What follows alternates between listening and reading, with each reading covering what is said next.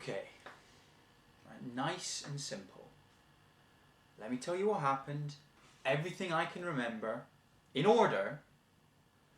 And when I'm done, if you have any questions, I'll do my best to answer them. How does that sound?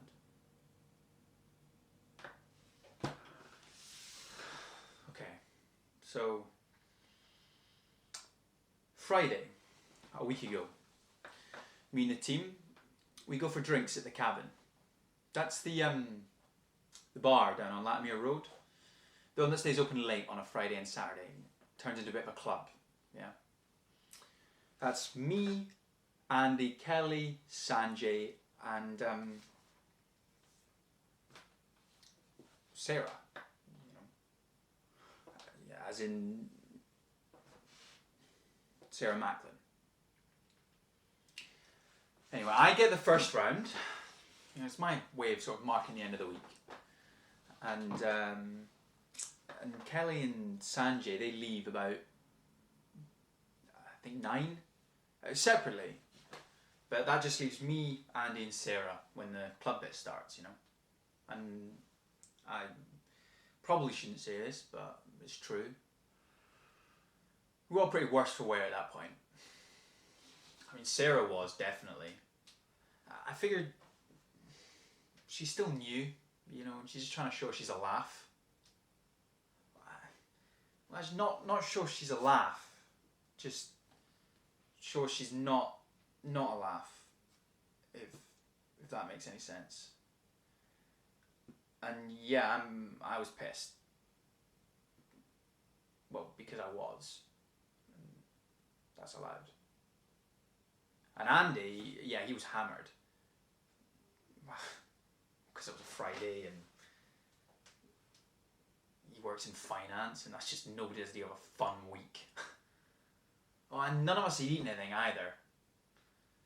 I mean, so I, very responsibly, you know, decided it's probably time we all went home. All of us. But, you know, Sarah says she wants to stay, and because Sarah says it, Andy says it too, but at that stage he was too drunk to stand up.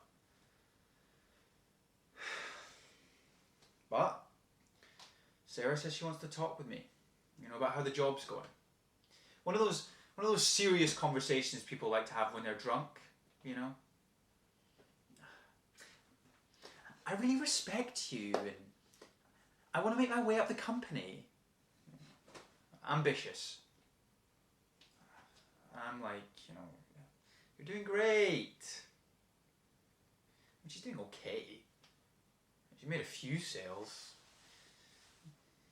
Not as many as some, but you're doing fine. But that's when I look back at Andy and decided it's definitely time he went home.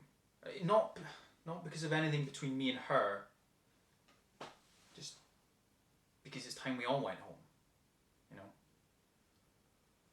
So we get in a cab. We drop him off. He's first. He is first. If you do the route from there, he is first. So it's just the two of us.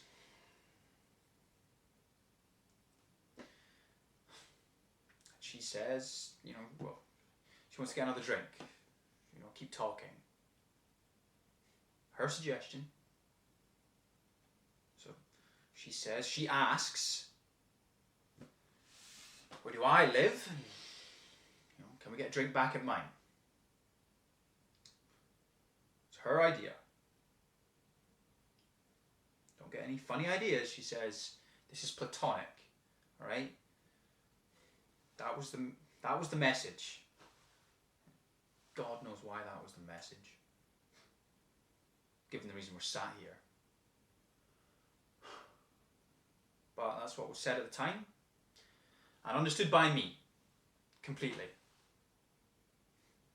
She said she wanted my advice. Please, you know.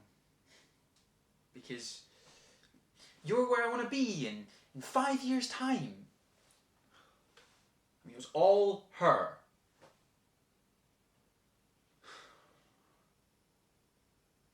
So we do. We end up having a few drinks back in mine. And we're sat on the sofa next to each other. Close. Yeah, really close. And I don't mind it. I'll be honest, I don't mind it. And she kisses me, and I kiss her back. I never said I didn't. But then it gets to the stage where she's so drunk that I book her an Uber.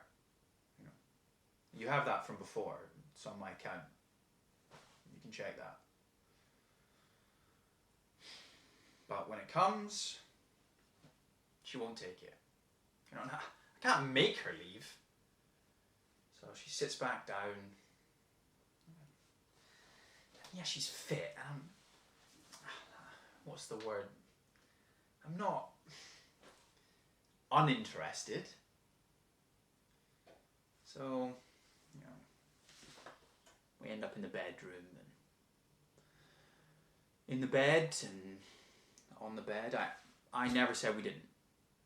I mean, do it once, maybe 1.5 times. I mean, badly, probably, but we both wanted to do it. All right, that is the important point here.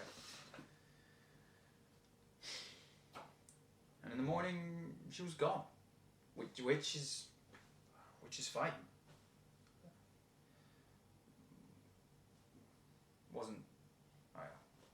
I didn't see her till the Monday afternoon. Neither of us mentioned it. It wasn't till today that your lot turned up and started with all this shit.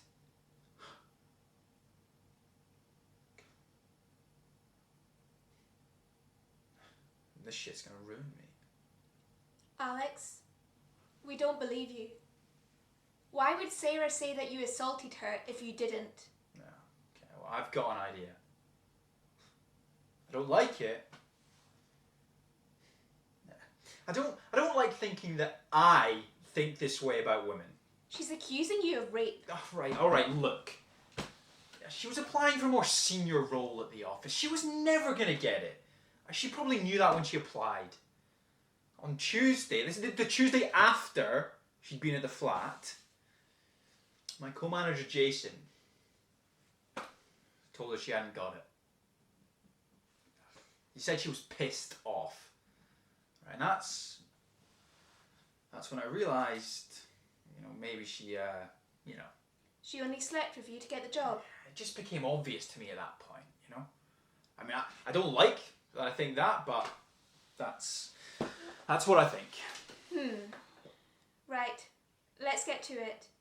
This attack. Well, there was no attack.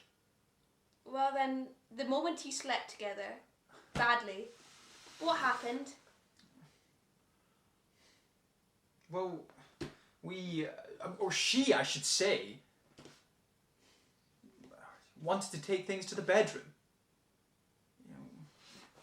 We'd been kissing and we were drunk. Drunk? Yes. You told us that from the very beginning. I was pissed because I was. That's allowed. So you were drunk from around 11 p.m. Yeah, around then. Around then? All right, we'll be generous. But by that score, anything you say about anything that happened after 11 p.m. is also not to be trusted. Whoa, I might not remember everything down to the tiniest detail, but one thing I do know, I'm sure as hell as, that I didn't rape anybody. Alright, I know that, and you know that. Just stop all this. Alex! I don't care! Finished? No comment. Is there anything else you'd like to say in relation to the night you spent with Sarah Macklin? Then I am terminating this interview at 1917. You will be taken back to custody to collect your things and be discharged. So that's it then? You believe me? Well, we did not have sufficient evidence to charge you. Okay, so what does that mean now? Sorry? Well, for me. It means you get to go home. Yeah, but what do they give me? What do you give me? You made me sit here through all this, this living nightmare. Now what? You just suddenly decide I'm telling the truth? We decided that we cannot show that you're lying. Wait, so hang on. Wait, where are you going? You're just walking out mid-sentence. I'm trying to ask you a question. Is there some sort of official form that I received? Something on the record saying that I didn't do this? We don't know that you didn't. Well, it was her word against mine. Exactly. So, hang on. I'm gonna go. No, please. Just sit down. Sit down. Give me 5 minutes. 5 minutes of your time. After I've given you 5 hours.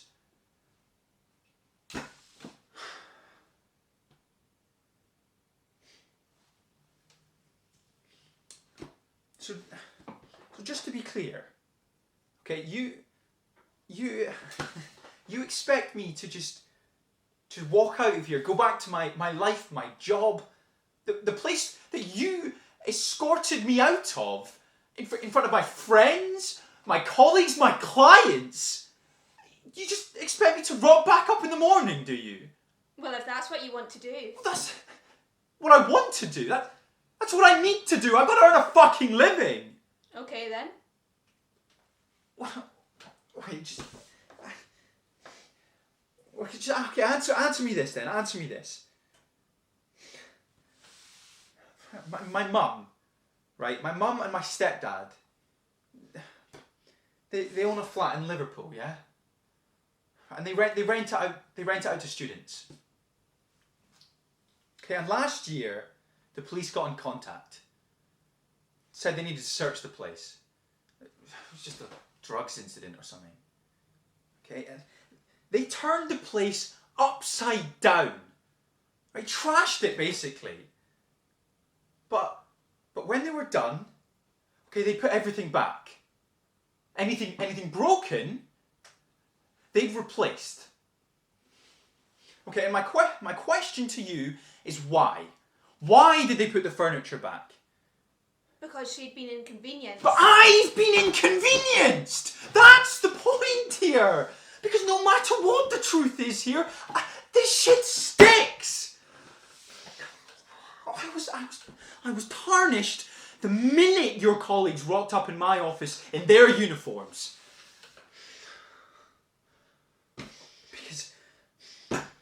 Because nowadays not getting charged with rape, that's not enough. Okay? People are gonna say I got away with it. I wriggled out of it when I didn't do it.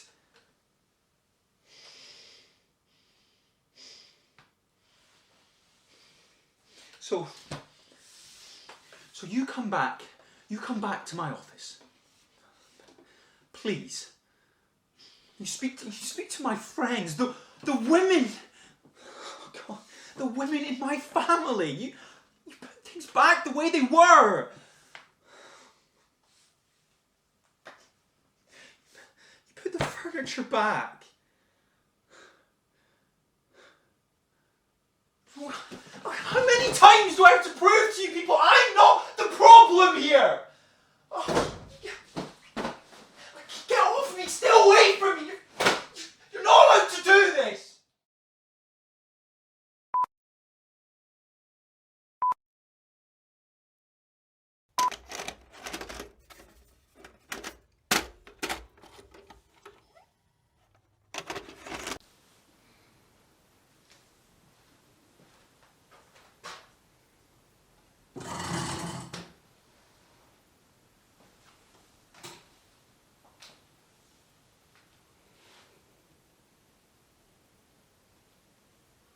The time is 16:45 on Thursday the 2nd of April.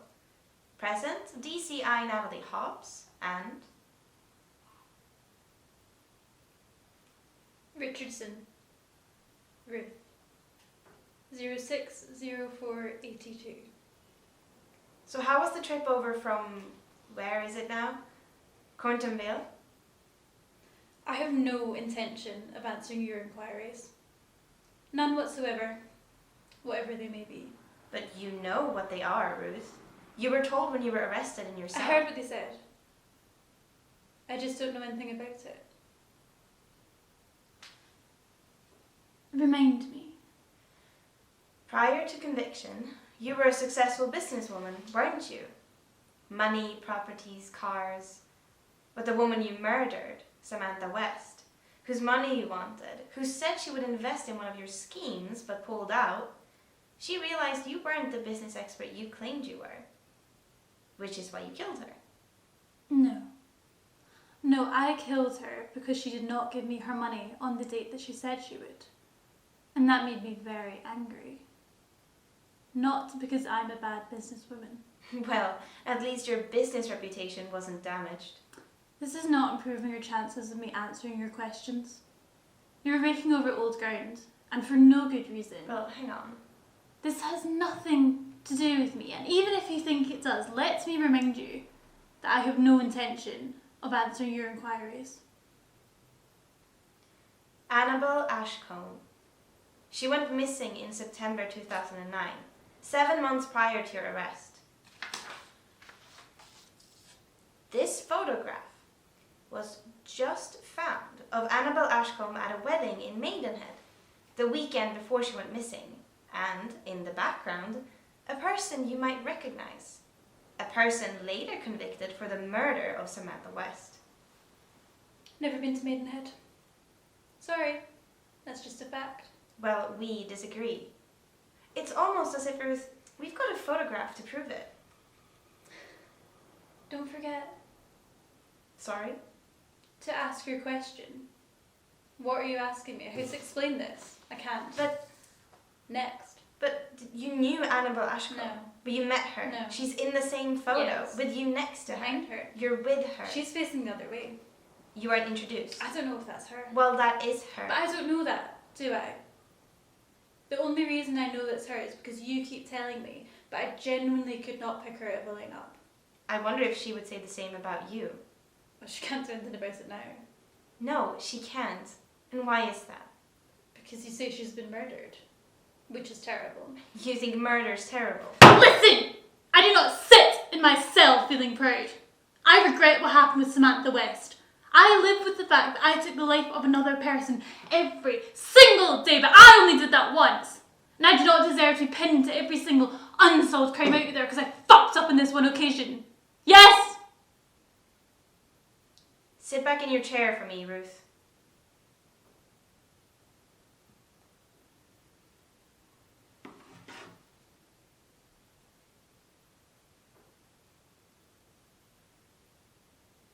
It might have been the Lintons.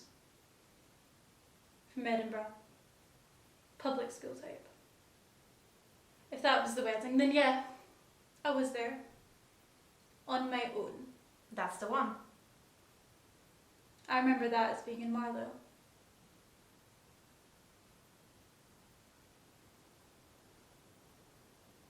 What day did she go missing? The date, what date is it? September 4th, 2009. A few months before you were arrested for the murder of Samantha West. In that case, I can help you. I can help you with your inquiries. It was not me. Because? Because I took a contract with Intrepid in 2009 as an excursion manager for 6 weeks that autumn. Not because I have an interest in travel, but because cruise ships are filled with cash-rich 60-somethings who, on a level with you, are perfect potential investors. I did the same thing a few years earlier, and the dates are always the same. Travel out to Miami on the August bank holiday, do a 2-day induction, and off you go. Miami, Cozumel, St. Kitts, St. Thomas, back to Miami. They still run that route, I think. And just like the wedding, they certainly took photos too. Interview suspended at 16:51. Right. The van from Corden's still downstairs. So that's it. We just stop. The driver isn't collecting me until 6. You've got me for another hour. I don't need you for another hour. What you told us checks out. Why? Was there something you wanted to add? No, there was something I wanted to ask. Had I known who was responsible, and had I been open to telling you, what then? Do you? No. But what would it have been worth? You have, sitting before you, someone who spent the last 10 years sharing cells and corridors with some of the most dangerous people in the country. And those people talk. So there are crimes, high profile, unsolved crimes that I do know something about, that I can help you with. And you have a 1 hour window in which to talk to me. So to go back to my original question, what is it worth?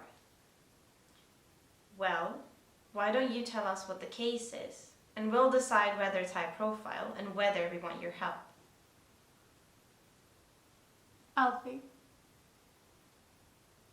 Alfie Ince. The missing boy. That'd be of interest. Yes. Considered. High profile. Enough that if I told you what happened, I may be able to negotiate a reduction in my sentence. Good. So with 55 minutes left, let's find a way to do business.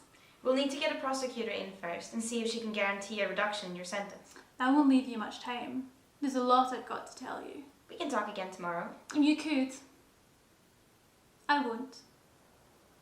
I'm giving you a 1 hour window, less than that now, to guarantee me a reduction in my sentence. Do that and I'll tell you what happened to Alfie Ince. Fail, and my offer to help is retracted. That's the line I'm taking. And I'm taking it because putting you on the spot like this gives me a better chance of a bigger reduction. Now you may or may not choose to believe that deadline is real. That's up to you. That's on your conscience. You are the one that will have to tell Alfie Ince's parents that you decided not to take me seriously. And in answer to your next question, I want 4 years taken off. 4 years off a 14-year bid, of which I've already served 10, meaning I'd go back to Cornton only to collect some of my stuff. 4 years. That's the price.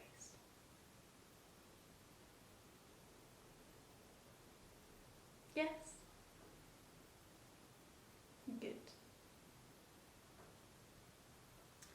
Word is, Alfie was trafficked out of the UK for 25 grand. But on the ferry over, he tried to get out. He climbed into the front of the van, tried to smash through the windscreen and had to be subdued. We need a name. Joanne Brianna Blake. She lives at the Ridge, Emlyn Lane, near Loughton. And what? You just happen to know her full address off by heart? In a way, that to me seems a little over-prepared. See, when I was looking back through the filing system, I came across Ash Lane. 2 Ash Lane. It's a little cottage of yours in Thornwood. Now that's only 200 yards from where Alfie Ince was at the time. That's not true. Alfie Ince is from Loughton, not Thornwood. That is well documented. It is, but Ruth, this was the summer holidays and he was with his nan that day, who lives in Thornwood, near you. Now there's scene of crime officers up there right now, and they're going to have a look around, have a dig about. Make sure Alfie isn't there after all. You like business, yeah? So what do you think on that? Let us make you an offer. If they find a body, instead of a reduction in your sentence, you'll be getting another 14. That makes sense, yeah? However, if you cooperate, if you are contrite and you genuinely try to help, a judge may well look favourably on that. It's what's known in your world as cutting your losses. So save us all time and tell us where to take Ruth. I'm going to have to hurry you. This offer only stands till 6 p.m. Why 6? Because that's the line we're taking.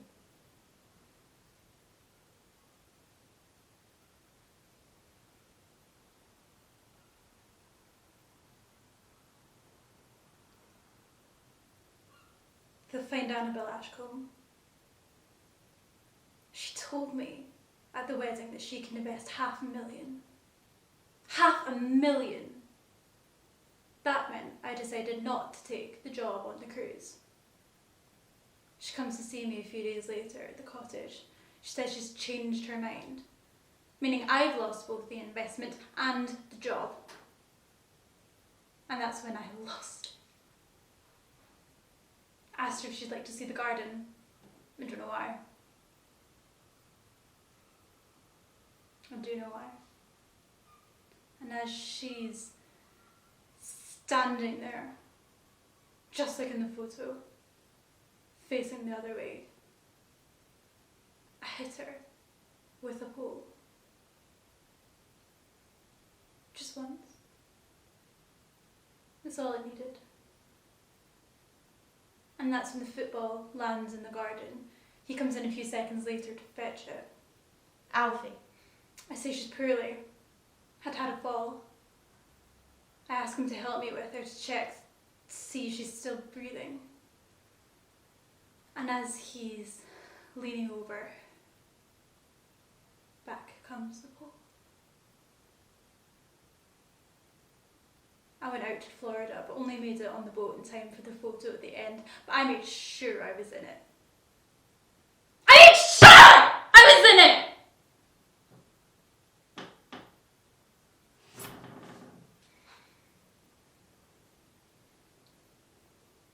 I made sure I was in it.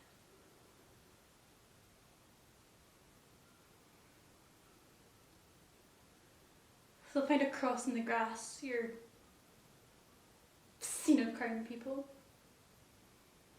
where the bird table used to be. Tell them to dig around there.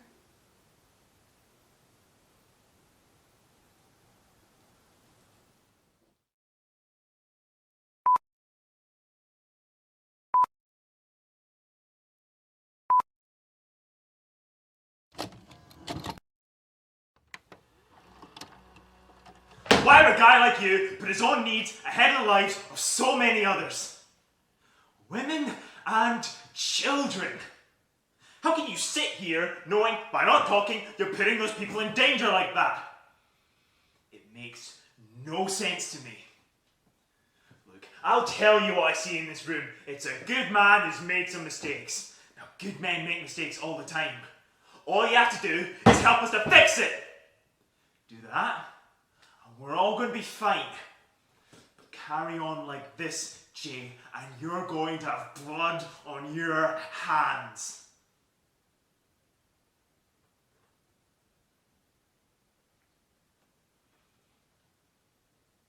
It's too strong.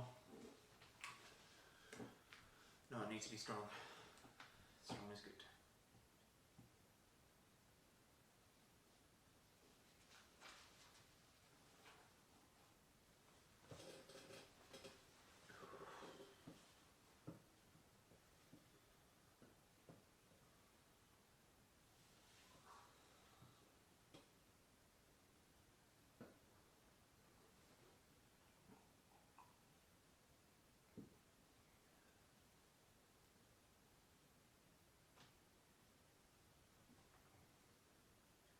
The time now is 3:18 p.m. on 17th of January 2019. Present in the room, Detective Constable Hugo Duffy, Detective Inspector Paul Ottager. If you could state your name, please. Anna Jamal or Jay Mutassim. It's worth saying you were given the right to a solicitor, but you've chosen not to have one present, correct?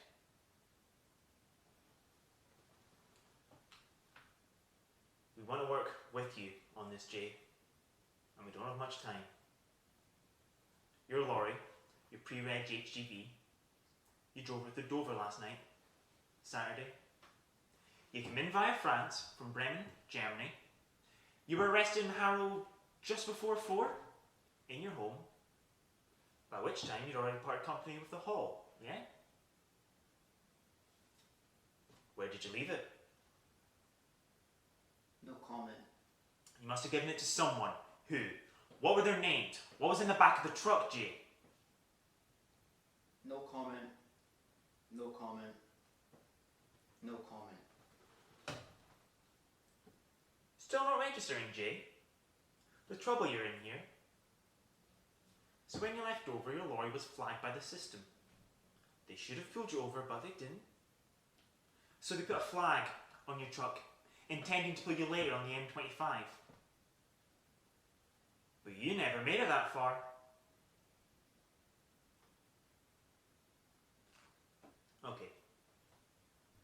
Okay, let me tell you something you may not know. The previous week, so the previous Saturday, another truck similar to yours came in through Dover at a similar time of day. Also en route from Bremen, Germany. The lorry had the same CMR reference as yours, and a CMR report is a document, logs every truck's movements. And that truck was pulled over, Jay. It was pulled over and found to contain 7 Syrian immigrants. All alive, but not very well. All alive, but very cold. The driver of the truck claimed not to know what was in the back. Said what you said, basically, didn't ask, didn't want to know, just took the job. That doesn't mean he wasn't charged. He was still smuggling illegal migrants. But you know what he did, Jay? He took a deal. He was able to reduce any potential sentence in return for information. They wanted to know the names of the people who paid him to do the job, which he gave, and it turns out they live, Jay, drum roll please, near Harrow. Good old Harrow. But anyway, back to the evidence we do not have. Oh, this is nice. You'll like this one. This one starts with a picture. This is Larissa. Larissa means cheerful in English. She was on the truck. The one from the week before, with the same CMR reference as yours. Now, she's not looking particularly cheerful here, granted. But that's with good reason, Jay. She's missing her kids. They were meant to be in the next truck. The truck's scheduled, she says, for the following week. The following Saturday. That's your truck, Jay. That's why there's such an urgency here in your case. But there's a difference between your case and his, isn't there? Because this is ongoing, Jay. This is live.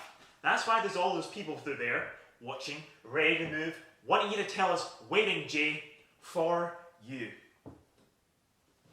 See the other side of that mirror? If I can work out how, you should be able to see Detectives Hobbs, Myerscough, Warren and Petit. Adele Addo, SIO of the team that arrested you at your home. Members of Immigration Enforcement, you're not allowed to know their names. And of the National Crime Agency, you're definitely not allowed to know theirs.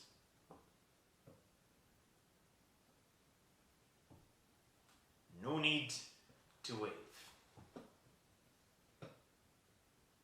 You may not want to believe this, but we're trying to stop you from going down for life, Jay. Because that is what will happen. If the truck you drove contains immigrant, and you don't tell us where you left it, if we don't find the trailer, Jay, and they don't survive, that is the only sentence a judge can pass. He or she will have no option. So tell us where it is, Jay. Just put this behind you. Look, we've got people on the other side of that glass ready to track this en masse, ready to call in officers on the ground to help search. Medics waiting to help the migrants you abandoned! You'll point them in the right direction and put this behind you. Just tell us where they are, mate. That's all this needs. No comment.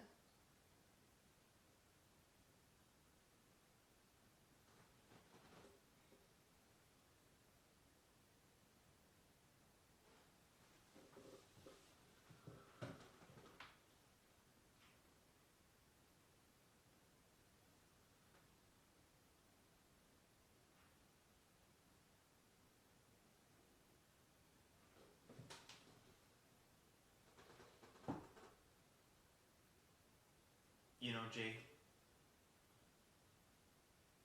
this is my last shift here. After this, I'm officially fired. In fact, I shouldn't even have been allowed to do this interview.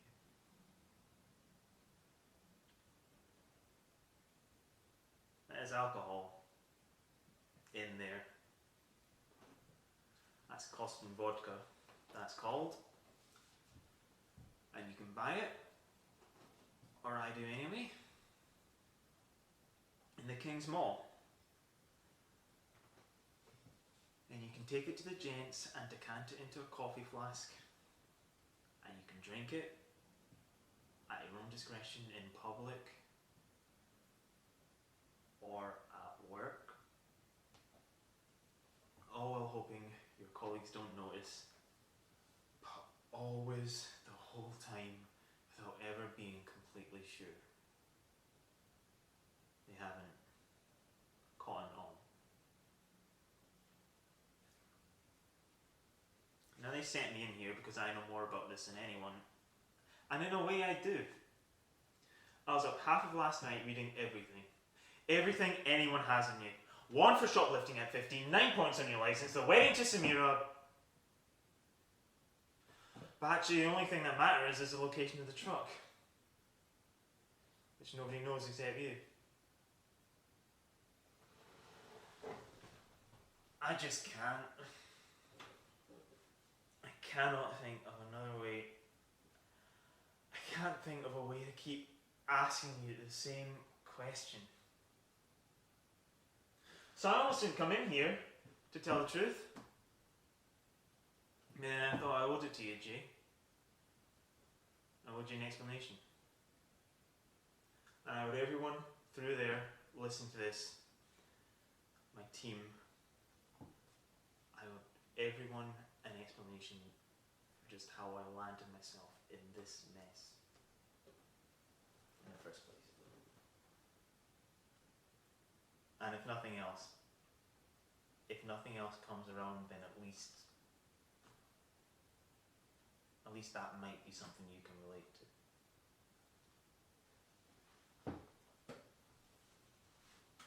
So the coffee machine, you've seen it yourself. It's at the end of the corridor around the slight corner. You press a button, then you slip your flask of vodka under the nozzle and give it a mix and off you go. And if you're feeling cocky, in the room through that mirror, you can do your top up without anyone seeing. And not too focused on what's going on in here to notice. Then suddenly it's a habit. But when you find yourself buying your own mug with your own initial on it, to stop anyone tasting vodka in the room of the other ones, that's when you should really know you've got a problem, but you never do. At least I never. No, you only know you've got a problem. You only know when you've let people, good people, down. only know that when you get caught.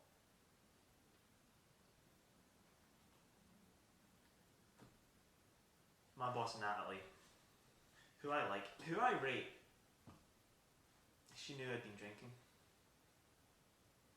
She asked me about it a long time ago. She even tried to help me. She said, we'll get someone extra, someone to come into the team. I'll think of a reason so we've got cover. We'll say they're here to do their training.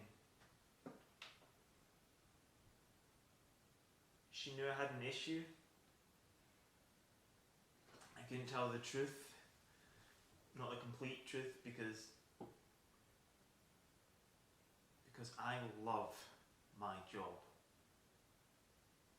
And because I was trapped. Like me, you mean? Like a lot of people. And I had a moment of weakness, and I'm still having it. That doesn't mean I'm a bad person. I don't think any of my team would ever say I'm a bad person. And I don't think they'd say that about you either. That's why I'm in here, Jay. That's what I'm saying. Where did you leave the truck? I didn't know. Genuinely. I needed the money, mate. I'm not gonna lie, but then they called me, didn't they? After I left Dover. Who? They got some guy in customs. A bloke on the inside tipped them off, and they texted me. They said, your lorry's been flagged. They're coming to pull you over. So you did abandon? I had to. I had to. One last time, Jay. For my sake personally, and even more so for yours, because it's only gonna help. Where did you leave the truck? Just to remind you. There's a road called Church Lane. It's a B road, I think. There's 2 gates about 100 metres up and a lay-by thing. I left it there, under some trees. Good man, Jay.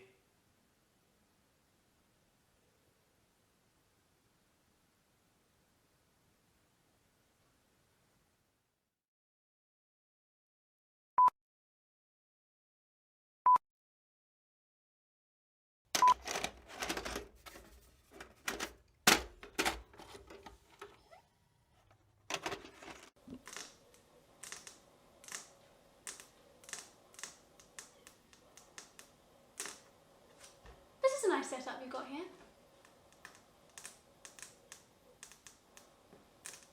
You know, I once thought about joining the police force. Not like in uniform, you know, or on the beat, whatever you call it, but a detective. Like on TV, like Columbo. This was years ago. This is like when I was at school. Then boys happened, kids came along. My crime fighting days were over before they'd even begun. You'll be glad to hear. I won't be taking your job just yet. Well, that's not quite true, is it? How do you mean?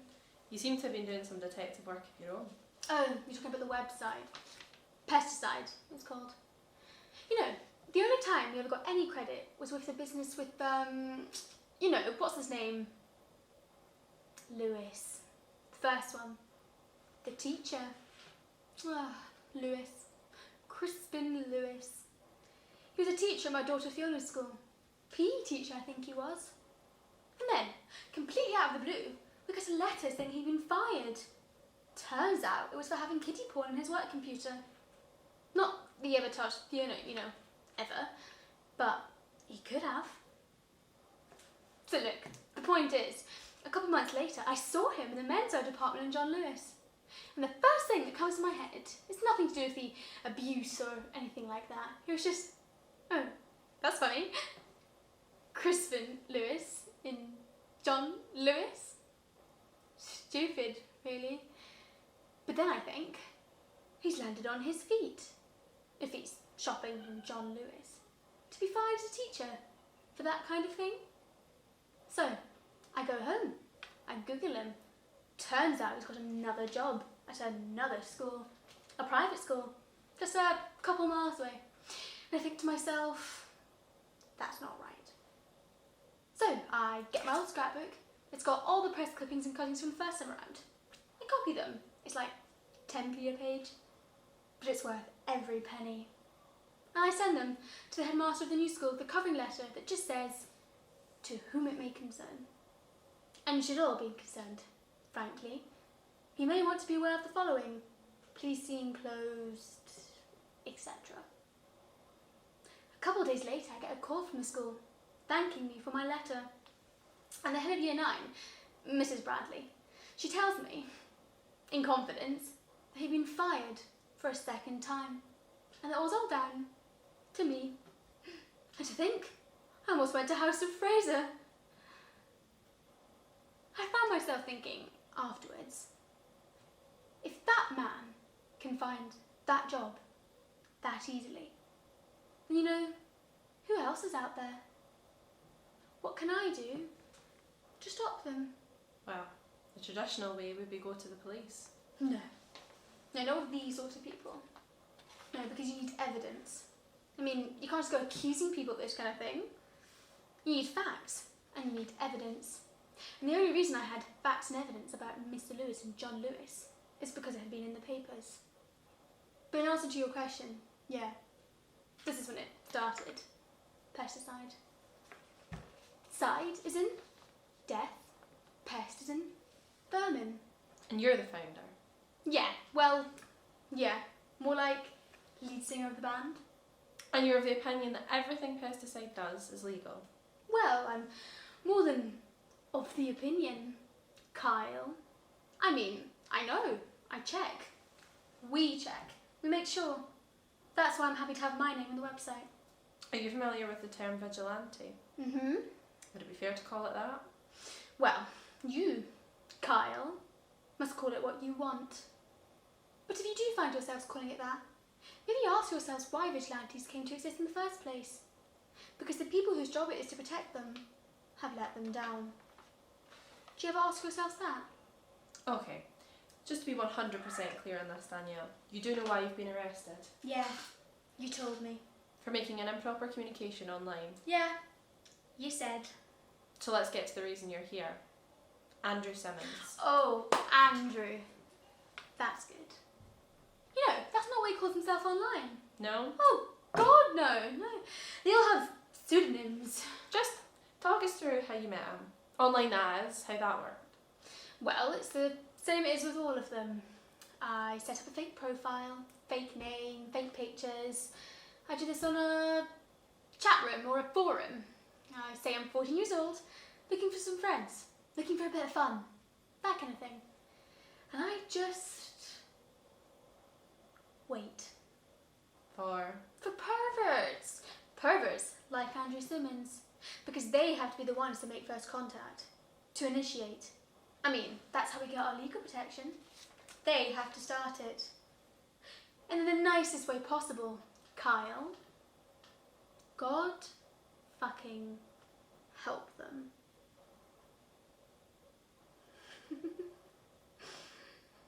You have to bleep that out. And so, little by little, they morally begin to give themselves away. God love them. They can't help themselves. Did you receive the pest pack I sent? I mean, if this is about Andrew Simmons, then... this? Right. Yeah, that's it. Good. It's mainly a transcript, an online conversation that happened in the second half of December. Porsche 64 is actually Andrew Simmons, a 52-year-old media accountant from Putney. Pixie Girl, a pretty blonde 14-year-old girl from Belsize Park, who is actually me. It gets quite graphic. Only in his side. But it gets quite sexually explicit quite quickly. Some of them take a while to get going, you see. What would you like to do when we first meet in the flesh? How about we go to the cinema? Maybe we can hold hands. Like blood from the stone. Not this guy. Is that him? Looks so friendly, doesn't he? Nice, smiley, beady face. Okay. The pair of you exchanged over 400 messages. We can't read them all, but just to give us an idea, on 16th of December, you say how flattered you are by his messages. But I can't chat more tonight because I need to do my homework. Yeah, in reality I'm a carol concert with Peter, my 7-year-old. Simmons replies undeterred, asking more about your school, about what goes on there. About my uniform. About your uniform. I'm thinking, here we go. The next morning you're on him again, asking what you got up to last night. He texts, not much, after my wife goes to sleep I'm all alone, crying face, crying face. He's a big fan of the emoji. As are you. I do it to come across like a 14-year-old. He does it to come across like someone a 14-year-old would like. But you see what he did there? Spot it. We now know he's married. That's our first clue. He's given that away. And it might not seem like much, but these clues start to add up. We start to hone in on who the pervert is for real. So the two of you are pen pals over the festive period. You ask where he works. The accountants, Paddington. What music he likes. Rock music. And what he drives. An old BMW convertible. Although, if you look on Google Earth, you'll actually see he drives a Kia Sportage. Then just before midnight on New Year's Eve, while he's watching fireworks with his family, Andrew Simmons receives a message from a different account. This time, openly affiliated to pesticide, explaining that this has all been a trap, that Pixie Girl isn't real. But the pictures and messages that you've been busily sending definitely are. I explain that packages containing everything we received will be sent out first thing in the morning. One to the police, one to his work, Blue State Finance in Paddington, and one to his wife's parents in Newcastle-under-Lyme. and that's what you did. Signing off with a final message, here's a New Year's resolution for you, Andy. Why not spend the next 12 months being less of a twisted fuck?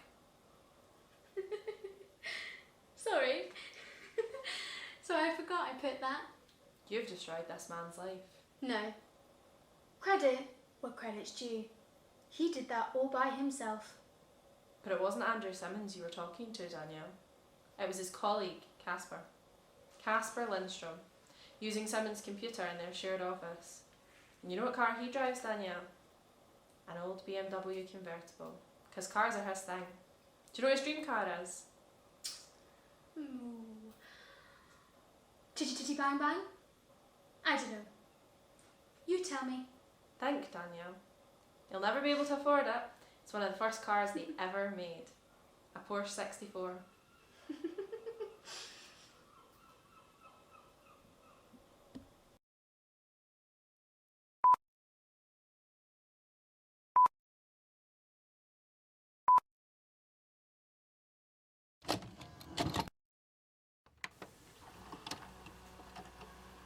Thanks again for all this, especially on a Sunday. If we could just rattle through some of these questions. Now, one of the things that's come up since Philip's conviction for the murder of Max Peters was the name Luca Passero. Does that name mean anything to you at all? Yes. So you know that name, yeah? Yes. And how is it that you know that name, that individual? He was one of Philip's students at North Green, the English language school. Philip being your husband? No. Yes, well, we're separated. I'd forgotten what it's like talking to people like you. Well, we're opening up old wounds here, aren't we? It's hard. You met Luca in person? Yes. At the language school? No, at home. Philip had one of his barbecues, the one Max Peters was at, the one that was mentioned at the murder trial, and Luca was there. First time I'd met him, shy boy, and then afterwards when Max went missing, or so everyone thought at the time, Luca started to come over more and more. So even after Max Peters disappeared, Luca would still come over to see your husband? Ex-husband. Ex-husband, sorry. And the last time that you saw Luca? In the days prior to Philip's arrest. He went back to Italy, I think. Malpensa is that where he's from? I really haven't heard about him then or since, if I'm honest. I mean, you have to remember my husband had just been arrested for murder and everything was in pieces. I was shattered. Not as in tired as in pieces.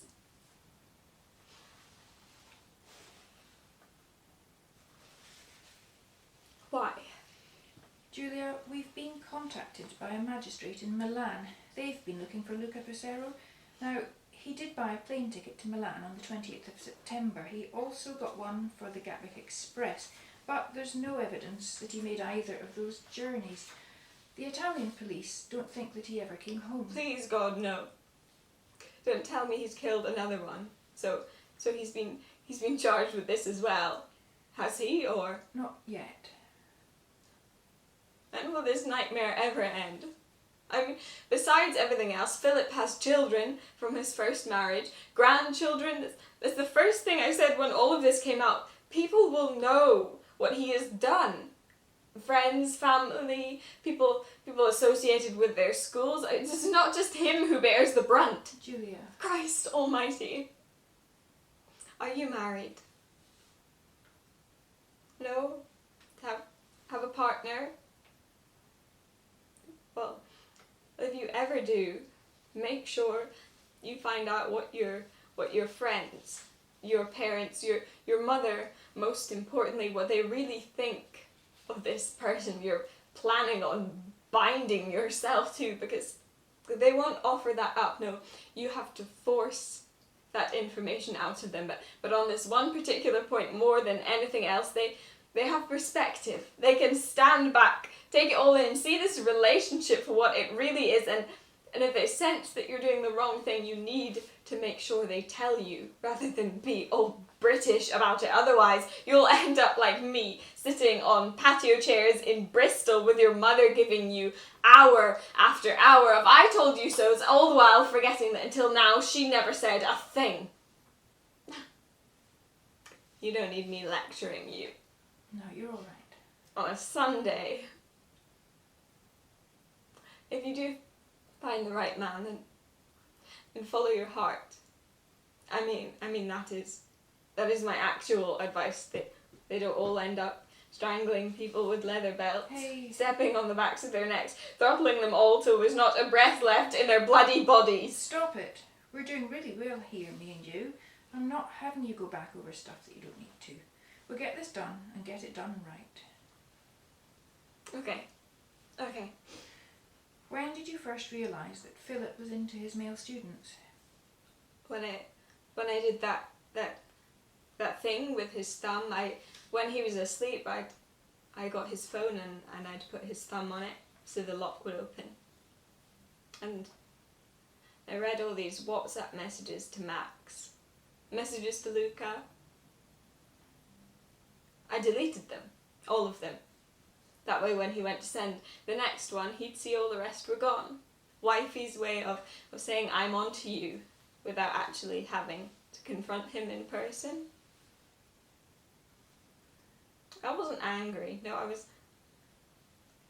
was embarrassed for him more than anything else. The never-ending flattery, just mortifying. How are you feeling? Want to stop? Get a cup of tea? Take a break? There's only so much more I can help you with. May as well press on to the end, providing this is useful to you in some way. No, it is great. Did Luca tell you that he was going back to Italy? No, Philip told me. He seemed surprisingly upset. At least that was the impression he gave. If he wanted everyone to think Luca was going back to Italy, if that were some sort of distraction, as I think you're suggesting, then maybe his reaction was all just an act. Oh, Christ, I don't want to think like this, like him. Why, Julia, if Philip liked these guys, would he have killed them? Because he was tortured. The poor man chased and chased. None of these beautiful young boys ever wanted to know the story of his life. So he said this all to me once in the house in Dorset where we sometimes go. let it all out. It's bad enough I feel the things I feel, but they barely even look, he said to me in this great outpouring of self-pity. To which I said, well, how do you think I feel? Rejection, that's my theory. If I can't have them, nobody can. This has all been very helpful. Thank you. You've been honest, brave. Okay. Interview ends at 17:32. I won't come to court. Just so you know, as a witness, yes, but not every day. I just can't. I get that. I need this to be over. For me.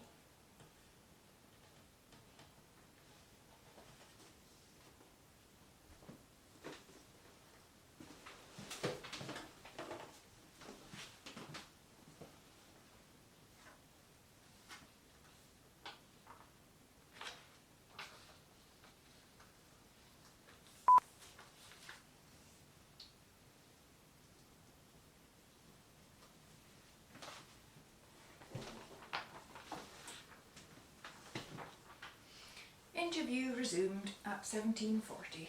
Julia, I've asked you back in for another interview because my colleagues picked up on some things you said earlier, things that we're not quite sure how you knew, details that only the killer would know, more than one. Now, earlier you said that Philip used a leather belt to strangle all his victims. Did I? Yes. You also said that he was strangled from behind. I don't think so. You don't remember saying it, or you don't remember doing it. You also said that the killer ended up standing on the back of their necks.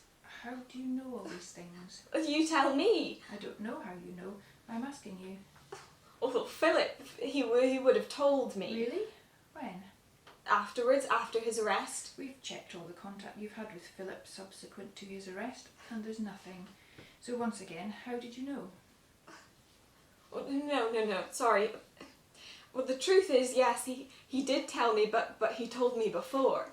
But I didn't take it seriously. Otherwise, I would have said something, or warned someone. If I thought that would have been my moral obligation. But you can't blame yourself. You mustn't. My therapist has said this to me. She said I have to keep reminding myself that it was him, not me. Philip told you that he was going to murder Max Peters? You then forgot he told you that, and you're only just remembering it now? That's what you want me to believe? No, please, just believe what you want. I'm just telling you what he said. I've got an idea. Let's take 5 minutes, get ourselves together, then you can come back and you can tell me what happened.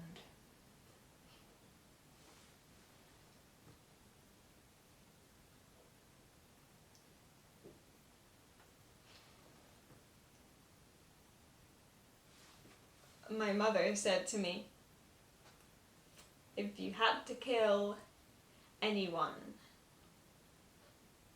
he never gave us a chance. He withheld it. We never got to have anything. So he knows all about it, and deep down, he knows it was because of him. Why do you think in all this time he's never pointed the finger at me? If you can't have him, no one can. Julia Bryce, I'm arresting you for the murder of Luca Passero.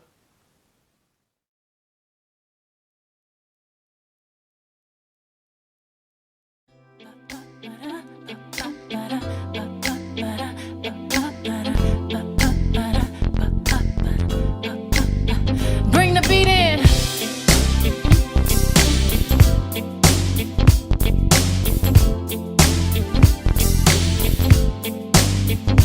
Honey, I can see the stars.